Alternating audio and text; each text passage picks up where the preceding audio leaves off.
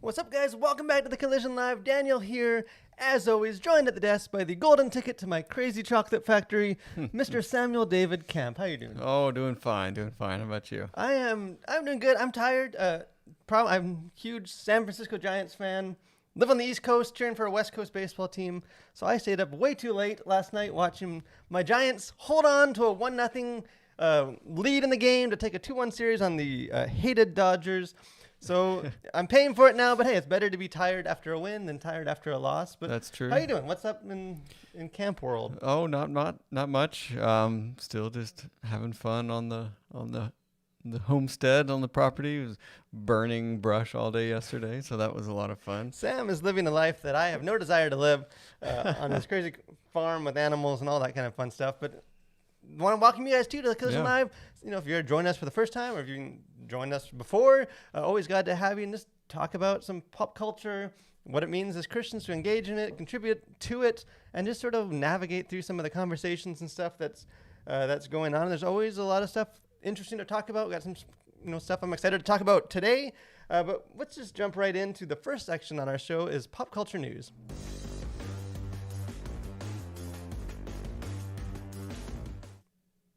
So a couple of things, actually a lot of things. This is ended up being a busy week. For some weeks there's not a whole lot going on. Busy. This is a week that has a lot going on. So I'm just going to, I'll read through these and then we can dialogue of any of these that stand out to us or is interesting. Agatha, the character from WandaVision, which I finally just gave up saying I was going to finish. I got 4 episodes in, liked it, but not enough to watch the next 4. But she's getting her own spin-off series because everyone needs a spin-off series. But it seems people are excited about that, so that's good for them.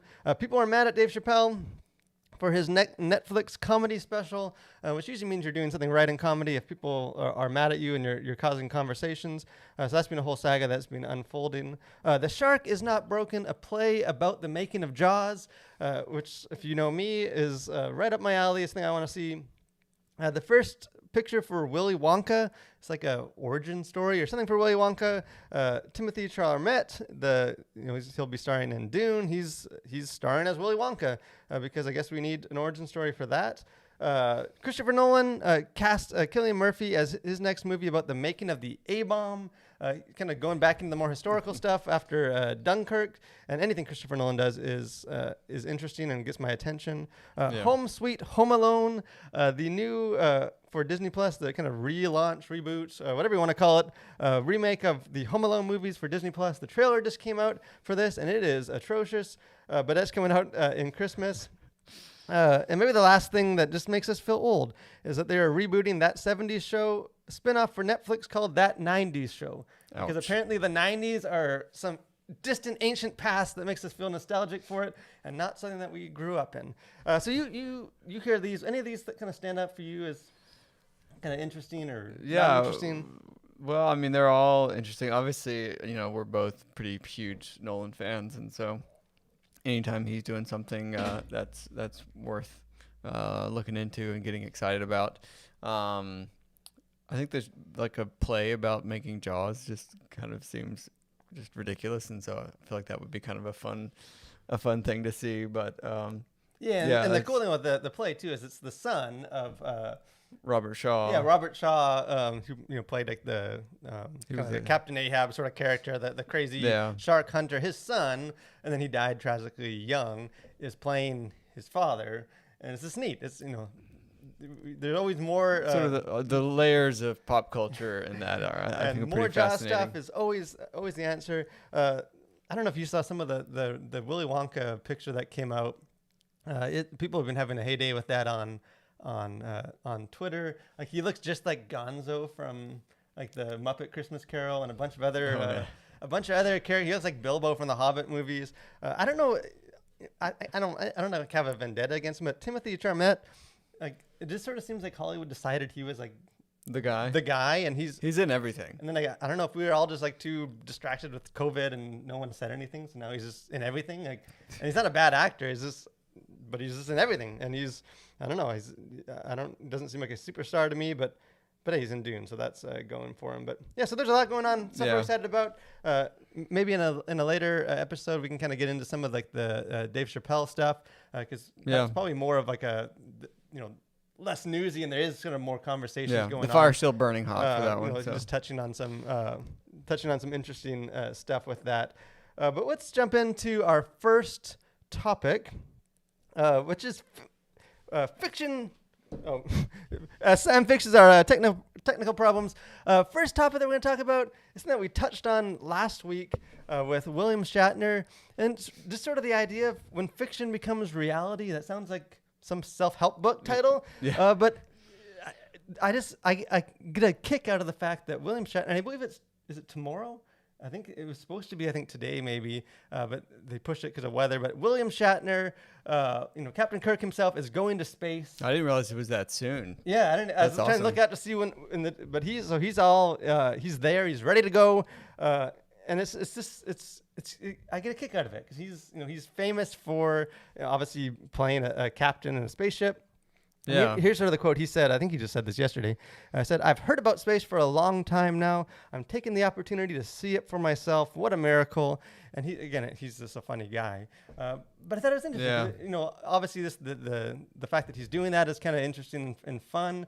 But I think it sort of raises the conversation of kind of when pop culture and like the arts and entertainment and stuff, like when that kind of melds together with reality and like kind of influences sci-fi, a lot of technological devices and stuff that down the road we end up creating, and sort of what that relationship is, as far as like sometimes we think of the arts as just sort of reflecting reality, but in a lot of ways, like historically, the arts and stuff have actually kind of shaped and kind of set the direction. So anything kind of in this area of? No, I mean, I think there's so many things that, like, and I think with Star Trek especially, things that like sort of forecasted potential futures, and I think especially like sci-fi, I think is very like can be very informative to like what actually happens in reality. And so I think with things like Star Trek or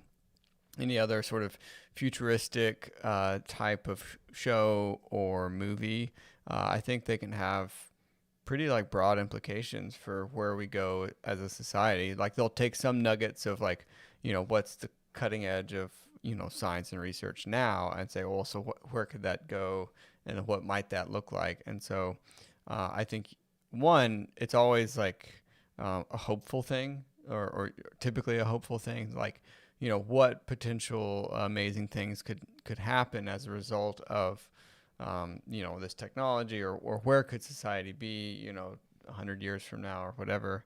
And then I think it's also, it informs and inspires like the next generation of scientists. Yeah, and so like there's just this sort of symbiotic, I feel like, relationship. I find it's always funny because you can, especially like a lot of like sci-fi stuff, you can kind of like judge them in hindsight. Like sometimes it's, it's humorous with, you have these books, in the year, 2006, and like, it's all like living in space and hover cars, and like, these books that were written, a long time ago, which were projecting that we would be far more advanced than we are. But then you read some books, like one of my favorite books that I read, probably every couple of years, Fahrenheit 451, and it's all about, stop reading books and, screens, and this how immersed we are. That was written, 65, 70 years ago. And then you read, see it now and you're like, hey, we're getting there. Like Amazon and, Apple and some of these people are kind of recreating this world that he kind of, was giving warning signs for in that book. And that's I think in some ways, obviously on the nose, you can see with technology and stuff. And like, a lot like is it Boston? What's the Boston Dynamics? Yeah, that's doing like making these crazy, like droids from Star Wars, and like, some of that kind of is like technology and stuff. But I think even beyond just like the gadgets, it's just sort of like the view of society, and like kind of more, thematic in the books that kind of bleeds over into sort of, projecting where we're going as a society. And like, I think that's in some ways why it's important for Christians to be plugged into kind of the pop culture and the arts, and like, not that everything that is out there is going to become true necessarily, but but it's kind of our society like looking ahead and trying to like read the tea leaves of where we're going, and I think Christians can learn from that. Well, I think even just for just another example of this would be like Jurassic Park, and like I think it was a few weeks ago, maybe a month ago, I saw where like there's some company that's like has like mammoth DNA and is like working to bring back like the woolly mammoth to help save like the Asian elephant, I think, species to survive in colder climates. And like, so it's like all this stuff that just seems just bananas. There's actually a lot of it that's happening and is under sort of research, and like they're moving forward with some of these things. And a lot of them have pretty massive like implications for society, but it's also, some of it's exciting, some of it's terrifying. But yeah, like, and this may be I don't know if I've been able to, maybe this is fodder from a future host corner, but the whole woolly mammoth thing, like I have gone deep down the rabbit hole of that one. I am gonna need more than a minute, I think. I am very pro woolly mammoth. I think we bring them all back. I want to go to the zoo. I want to pet woolly mammoth, but so I'm all for them bringing back these corpses that they have frozen in the tundra. So again, I'm hoping that is a fulfilled prophecy. But there's a quote that is attributed to George Lucas. Always a little skeptical whether it actually he said it or not, but hey, it's on the internet, so he must have said it. It must be real. That one that kind of gets passed around says, "Dreams are extremely important. You can't do it unless you imagine it."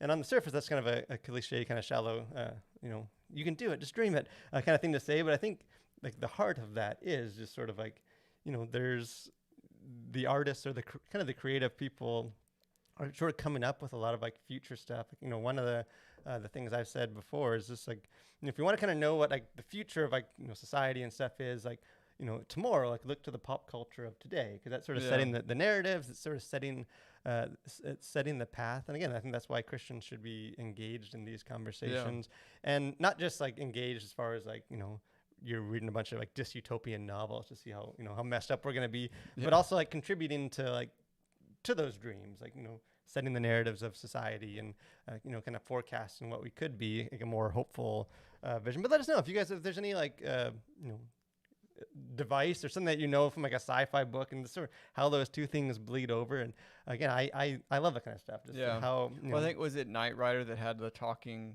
watch? I think it was Knight Rider. And now like Apple Watch and smartwatches, or like you can actually call people from your watch now. So like and it's funny because one of those sort of devices that sort of came to fruition. And it's almost like one of those things that like in hindsight, because we get so used to having the technology that like you watch some of these like original examples of it, and it's like, oh, of course, they're talking to a watch, like that's what we do. Or even like like Minority Report, when he's like moving all the screens like in the air and stuff, and like you can like do that on your phone and stuff now. But like back in the day, 20 years ago, that would have been crazy that you could like zoom in just by moving your fingers and stuff. So again, I think there's tons of interesting stuff to that. You can go deep by looking at the by Googling that. But speaking of deep thoughts, important truth, our next segment of our show is Host Corner.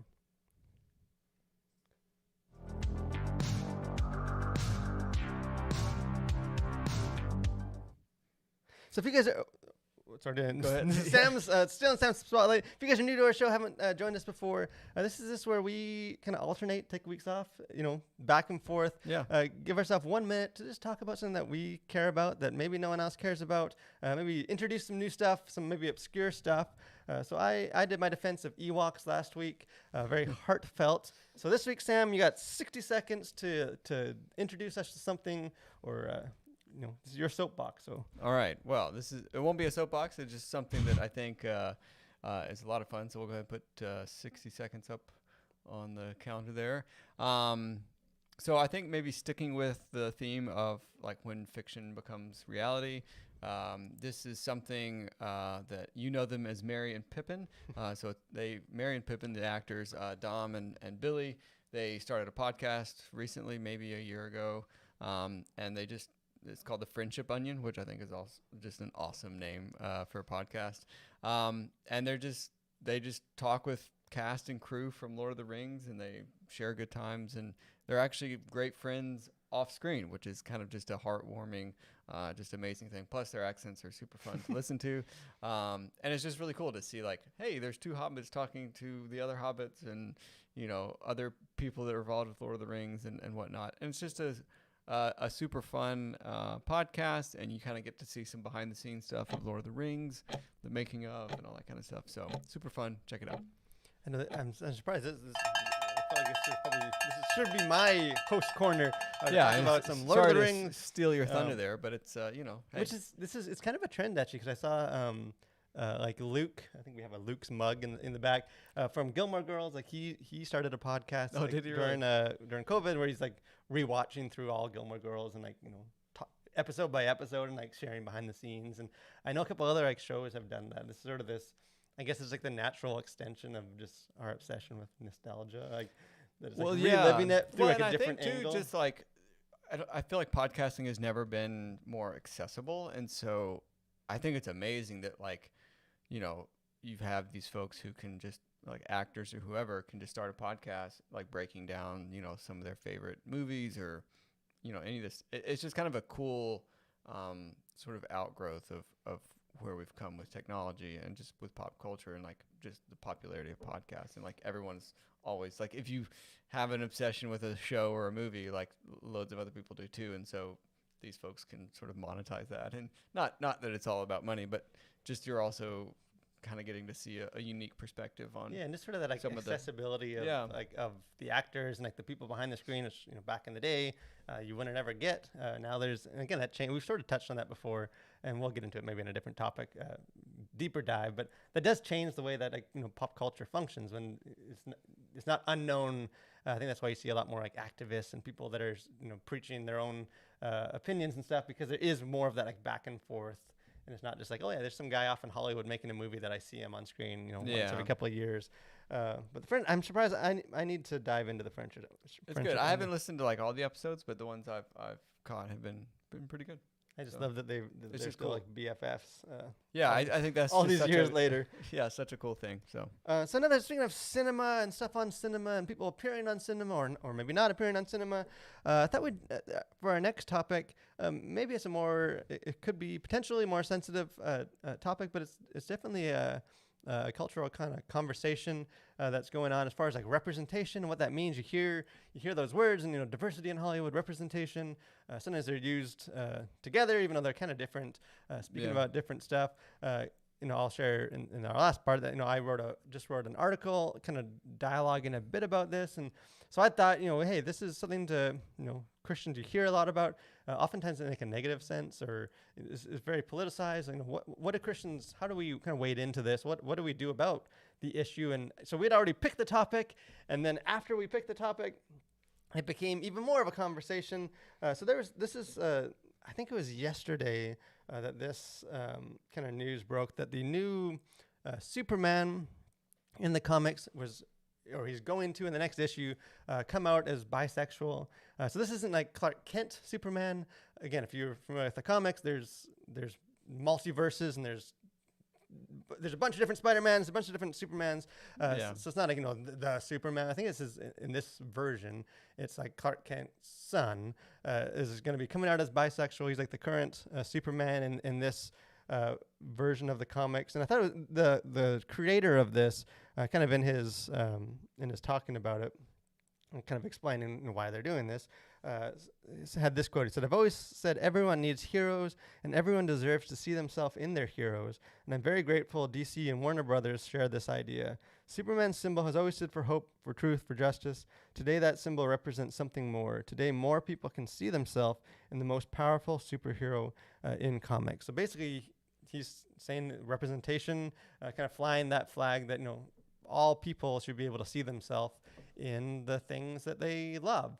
And obviously there's people that are celebrating that. There's people that are not celebrating that. And so we don't need to necessarily do a deep dive in that one example, but it was just a reminder to me that this is something that pops up, at least once a month. There seems like there's some big story about representation and why we need it or why it's being, too politicized and it's not important. And so I thought we just sort of get into, like, as a Christian, I guess the questions I would have is like, what is it? What does it mean, like representation in Hollywood?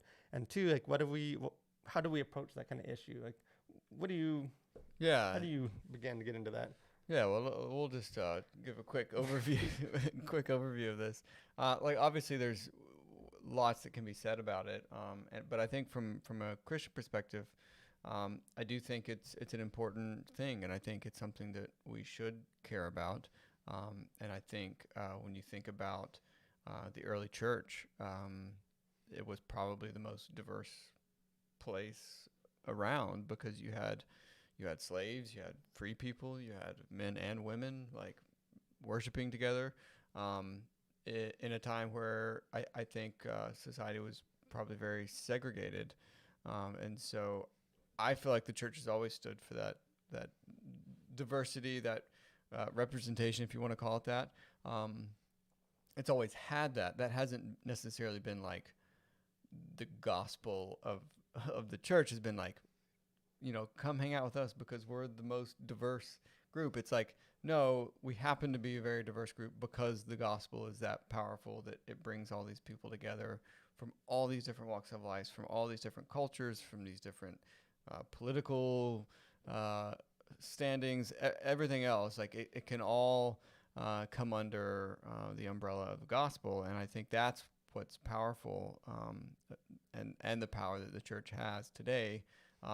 And how that translates into like Hollywood and stuff, I think there are times where you should, and we should as a church, support that and be behind, like, yeah, like I think there should be more diversity. And then I think that the breakdown, I think, obviously comes in. So how do you and that's kind of why, like, even the article I wrote, at least what I was trying to go for in that is just like we live in, and we've talked about this before, we live in such a like black, white, yes, no, this or that, us, them kind of culture, that it's almost like, I think when it comes to like this issue, that it's easy to get distracted by like maybe the manifestations of it that we have an issue with, or like the idea that, well, if this is happening kind of under the banner of representation, we need it. And we've poked fun at like the Oscars diversity requirements and how that just seems like a misguided way to try and kind of force this kind of solution.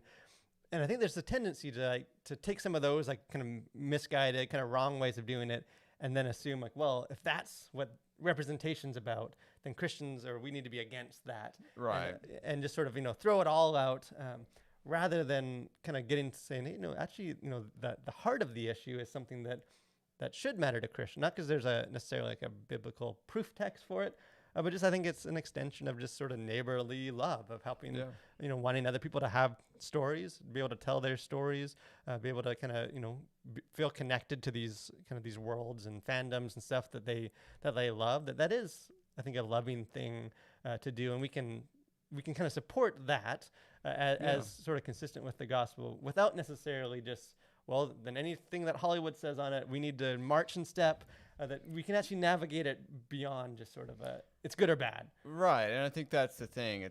With all of this and with so many things in today's society, there's always a bit more of a nuanced approach that can be taken that is often not taken, and perhaps hardly ever taken.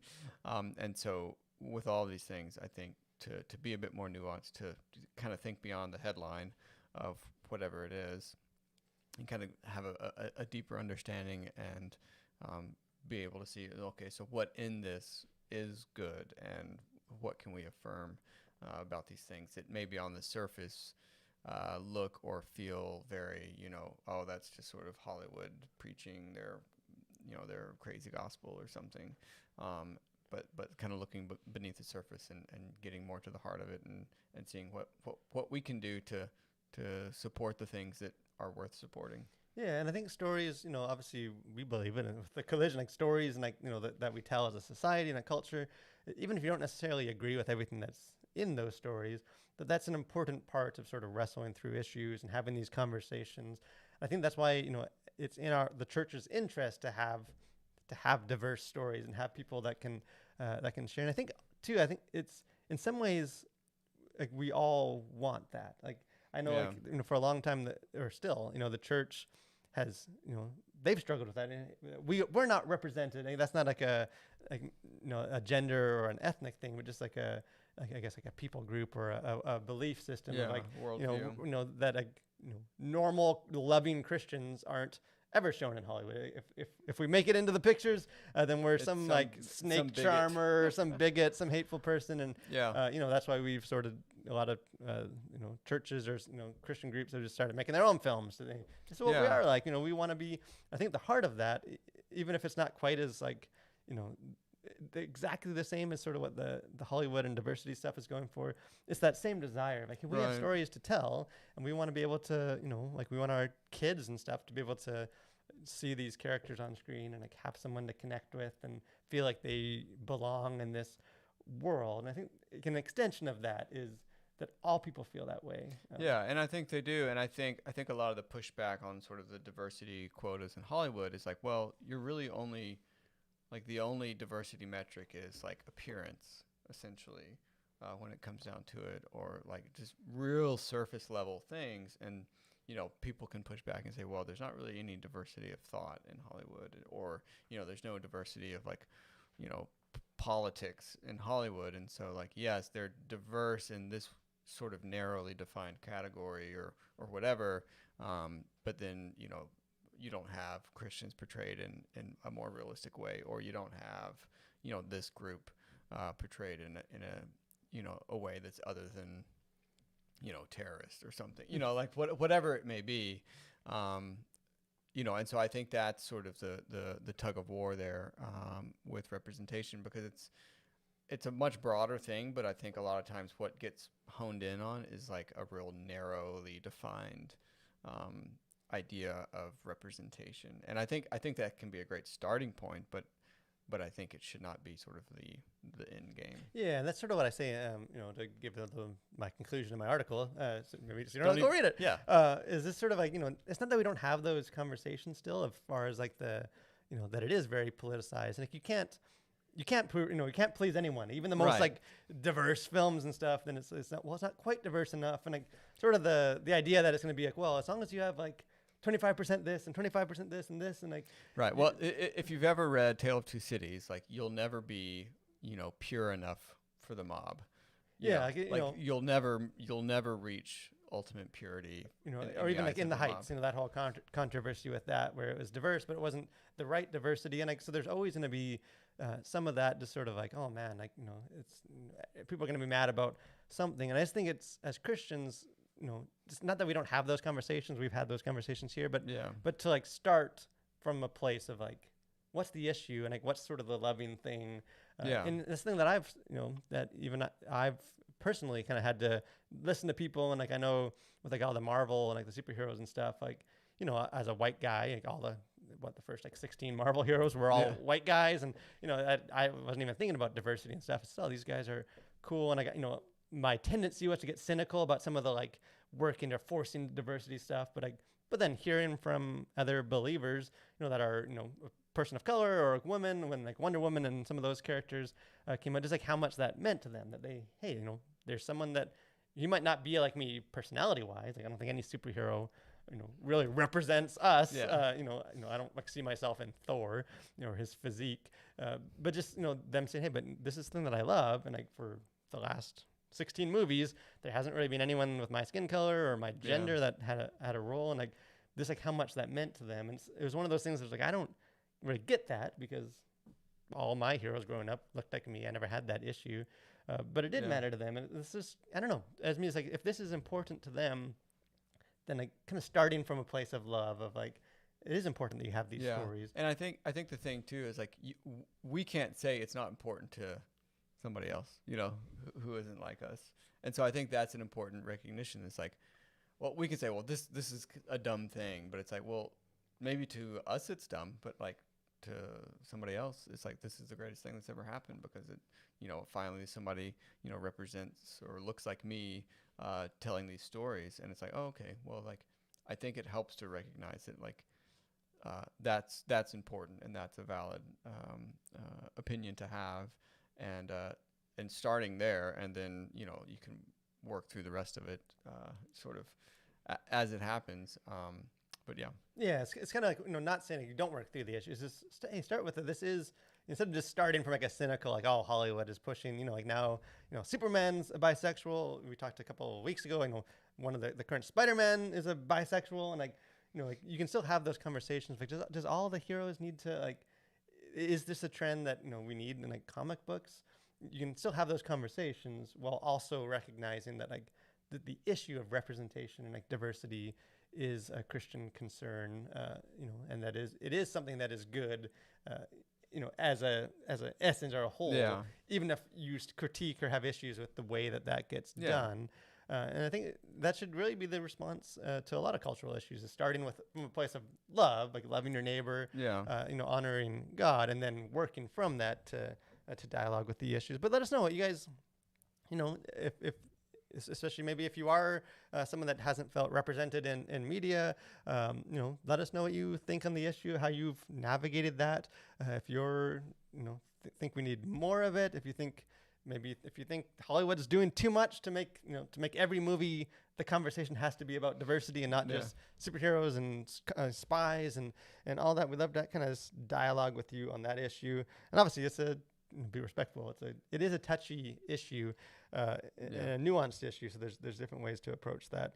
But kind of to end things, speaking of things in movies and stuff, this week at the Collision, stuff we got going on. Got a lot of stuff going on. We're got a lot of stuff brewing under the hood, or whatever the proper metaphor will be for the Collision stuff coming up. But a couple of things you guys can check out that we have up on our website and on our YouTube channel.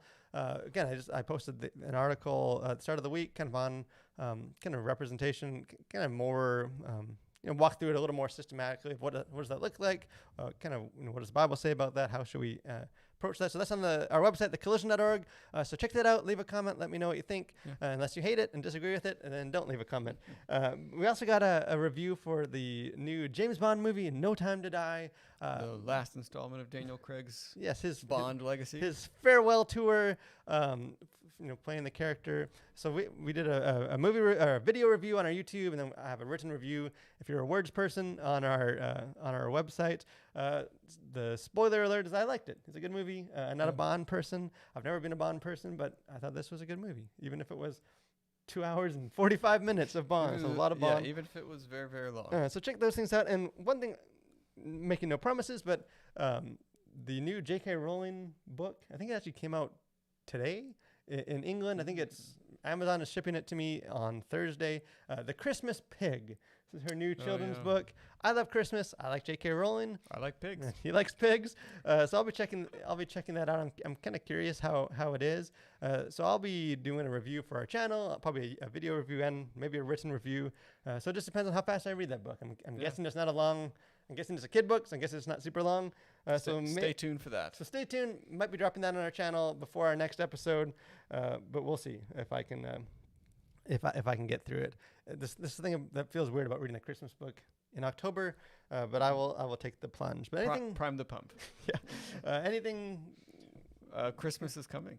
Yeah. Christmas is my daughter says every day that she wants her Christmas pajamas, so she's already looking forward to, Grandma, if you're watching, red pajamas for Christmas. Well, there you go. And before we get to Christmas, we have Halloween. We'll probably talk. Yeah. Obviously, that's always a touchy subject for cultural conversations with Christians. We'll probably either next week or the week after that. We'll kind of get into that conversation. What do Christians do about Halloween? Fun times. Is it demonic, or is it about candy, or is it about neither? So we'll dialogue about that. But thanks, guys, for joining us for another episode. Again, it's been good to kind of getting back into a groove. Excited about all we have coming up.